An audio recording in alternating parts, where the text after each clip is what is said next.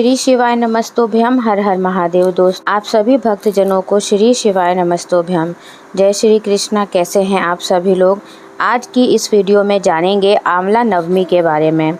इस बार रविवार पड़ने जा रहा है, तो आंवला वृक्ष का पूजन करें या ना करें, और साथ ही आंवला खाना चाहिए या नहीं खाना चाहिए, और आंवले का प्रयोग कैसे करना है।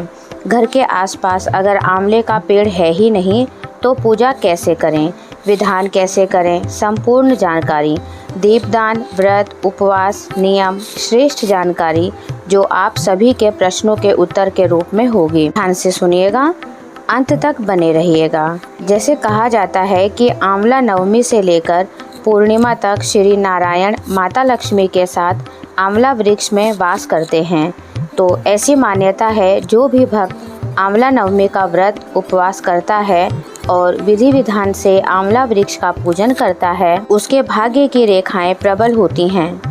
रोग, दोष, कष्ट, संकट, पीड़ा, उन सभी से मुक्ति मिल जाती है। सबसे पहला आपका प्रश्न ले लेते हैं कि दीदी, रविवार है तो हमें आंवले वृक्ष का पूजन करना चाहिए या नहीं। तो आपको पता होना चाहिए कि ये सब मनगढ़ंत बातें हैं। किसी भी शास्त्र में यह नहीं लिखा है कि आप सभी को आंवला वृक्ष का पूजन रविवार के दिन नहीं करना चाहिए। सिर्फ तुलसी, पीपल, बस इनके बारे में ही बताया गया है कि इन दोनों वृक्षों के नीचे रविवार के दिन जल चढ़ाने का दोष है। लेकिन जो भी शास्त्रीय विधान जानते हैं, जिन्होंने इन चीज़ों का ज्ञान ले रखा है, कोई भी नहीं कहेगा कि आंवला वृक्ष की पूजन रविवार के दिन नहीं करने चाहिए। हाँ, आंवले का सेवन शास्त्रों में कहा गया है। स्कंद पुराण में, विष्णु पुराण में लिखित बातें हैं कि रविवार हो, शुक्रवार हो, संक्रांति हो, अष्टमी, पूर्णिमा, इन तिथियों पर आंवले का सेवन नहीं करना चाहिए। परंतु आंवले वृक्ष की पूजा के बारे में कहीं भी नहीं लिखा है, तो आप परेशान न होएं, आप अपना पूजन करें। जो विधि विधान है इस रविवार के दिन आंवले वृक्ष की, वह सब गुरुजी ने हमें बहुत अच्छे से बताया है। जिसके भी घर में धन संपदा की कमी है, वह उपाय और पूजन अवश्य करें। इस साल रविवार को 10 नवंबर को अक्षय नवमी का पावन पर्व मनाया जाएगा। अक्षय नवमी पूजा का जो शुभ मुहूर्त रहेगा, वह 10 नवंबर को सुबह 6 बजे से दोपहर 12 बजे के आसपास तक आप सभी पूजन विधि कर सकते हैं और लक्ष्मी प्राप्ति का उपाय कर लाभ प्राप्त कर सकते हैं। इस दिन दिनचर्या कैसी रखनी है? सबसे पहले ब्रह्म मुहूर्त में स्नान करें।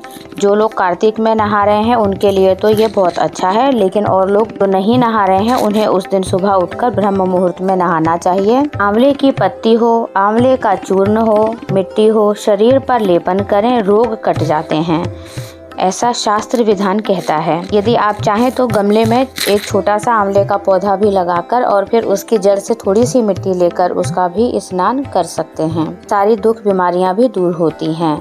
और सादा जल उसी से स्नान करें और ओम नमो भगवते वासुदेवाय महामंत्र का जाप करते रहना चाहिए। सूर्य भगवान को जल चढ़ाएं और तुलसी माता का भी आप सभी दीपदान अवश्य करें। इस बात का बहुत ध्यान रखें कि तुलसी में रविवार के दिन जल नहीं चढ़ाना चाहिए, लेकिन कार्तिक का महीना चल रहा है तो दीपदान अवश्य करें। आंवला नवमी के दिन आप सभी को कार्य करना चाहिए कि माँ लक्ष्मी का साक्षात स्वरूप अगर अपने घर में आप आंवला नवमी के दिन लेकर आते हैं तो जरूर लेकर आएं।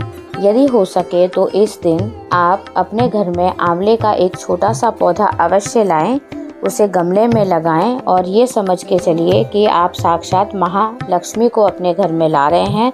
विधि विधान से उनका पूजन कीजिए, इससे भी आपको बहुत लाभ मिलेगा। यदि आंवले का पौधा आपके घर में होता है तो उससे वास्तु दोष भी मिटते हैं और माता लक्ष्मी का आगमन भी होता है और आपके घर में धन आने का मार्ग खुल जाता है और आपके कारोबार में बढ़ोतरी होती है।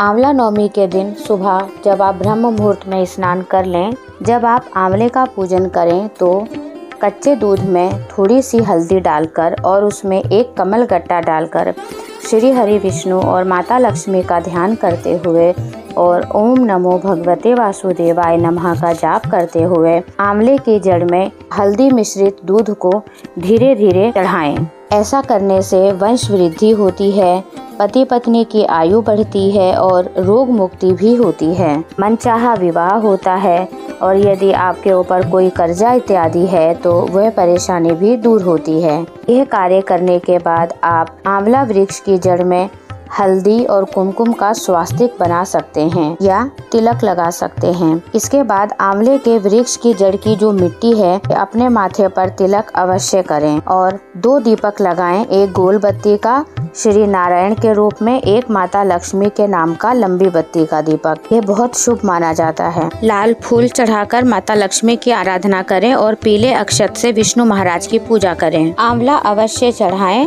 और उसके बाद फिर श्री सूक्त का पाठ यदि आपको आता है करें, नहीं तो फिर आप मोबाइल में चलाकर भी सुन सकते हैं। और उसके बाद वस्त्र स्वरूप कलावा चढ़ाएं और फिर आरती कर 7 परिक्रमा प्रभु का नाम मंत्र जाप करते हुए अवश्य करें। ऐसा करने से परिवार में शारीरिक मानसिक पीड़ा से मुक्ति होती है। आपका प्रश्न था कि रविवार के दिन आंवला खाएं या नहीं खाएं, तो कई लोग ऐसे करते हैं कि यह नहीं मानते हैं कि आज रविवार है। उनके लिए तो केवल एक ही चीज का महत्व है कि आज त्योहार है। वह केवल त्योहार का महत्व मानते हैं, वार का महत्व नहीं मानते हैं। तो आप जानते ही हैं कि आंवला नवमी साल भर में केवल एक बार आती है, तो नियम तो हम कभी भी मान लेंगे। अगले रविवार या शुक्रवार को हम आंवले का सेवन नहीं करेंगे, परंतु इस दिन आंवला आप प्रसाद के स्वरूप में जरूर ग्रहण करें, तो कोई दोष आपको लगता ही नहीं है। इस बात को आप लिखित रूप में ले लीजिए। प्रसाद कभी भी किसी भी स्वरूप का हो हानि पहुंचा ही नहीं सकता है। आप सभी इस दिन अवश्य रूप से आंवले का सेवन करें, कोई दिक्कत नहीं है। शास्त्रों में आंवला नवमी के लिए मना नहीं है, सिर्फ रविवार और शुक्रवार के लिए है जो मना है। आप प्रसाद के स्वरूप में इसे ग्रहण कर सकते हैं। अगर आपको लगता है कि मैं नहीं खाना चाहती हूँ, मैंने आज तक सेवन नहीं किया है, तो इस प्रसाद को संभाल कर रख लीजिए। नौमी तिथि बीत जाने के बाद जब 10वीं तिथि का दिन सोमवार के दिन आप इसे ग्रहण कर सकते हैं, कोई दोष नहीं लगेगा और आपको प्रसाद भी मिल जाएगा। अतः आप सभी को आंवला वृक्ष की जड़ में अवश्य रूप से आंवले का भोग भी लगाना है, आंवले का दीपदान करना है। आप सभी आंवले का भोग लगाकर उसे ब्राह्मण जन को वितरित कर सकते हैं और स्वयं परिवार के सदस्यों दे सकते हैं।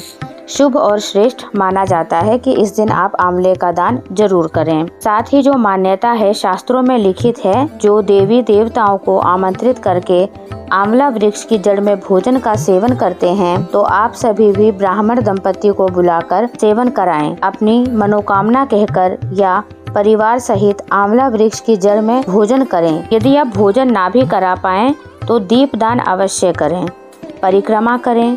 इस दिन सुहाग की सामग्री भी दान कर सकते हैं, आंवले का भी दान कर सकते हैं। बहुत ही श्रेष्ठ और शुभ माना जाता है। इस तरह से आपको पूजा विधि करनी है।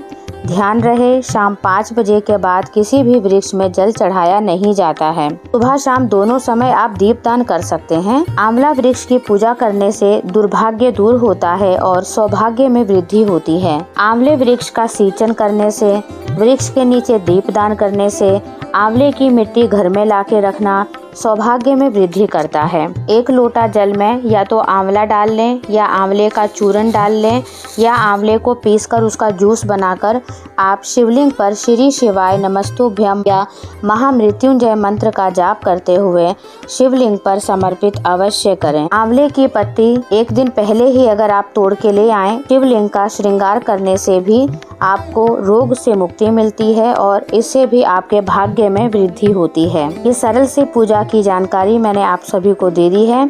अब आपका प्रश्न आता है कि जो हमने पिछली साल आंवले की वृक्ष की जो छाल लेकर आए थे, हम उसका क्या करें? तो यदि आप एक बार वो छाल ले आए हैं तो आप दोबारा मत लाइए, आप उसी को ही पूजा वाले दिन निकालिए, हल्दी रोली से उसकी पूजन कीजिए, उसके आगे दीप जलाइए।